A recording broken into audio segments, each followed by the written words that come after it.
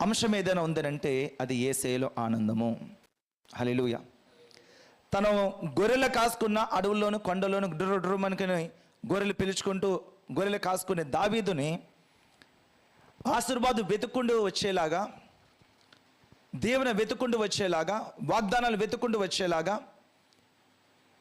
ఏదయ్యా చేసింది అంటే తన స్థితిని అంతా కూడా మర్చిపోయి, తను ఏ స్థితిలో ఉన్నాడో, తన అన్నలందరూ చాలా గవర్నమెంట్ ఎంప్లాయీస్గా ఉన్నారు, సైనికులుగా, సోల్జర్స్గా వాళ్ళు ఉన్నారు, నేను తృణీకరింపబడిన వాడుగా, చెబుడవాడుగా నేను ఉండిపోయాను అని ఏమాత్రం కూడా తను ఆలోచించలేదు. కానీ తను ఏ స్థితిలో ఉన్నాడు ఆ స్థితిలో సంతృప్తి కలిగి దేవుళ్ళో ఆనందించడం నేర్చుకున్నాడు. హల్లెలూయా.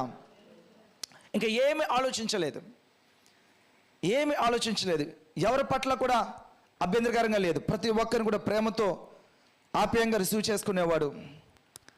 దావీదు అటువంటి యేసయ్యలో ఆనందాన్ని పొందుకున్నాడు.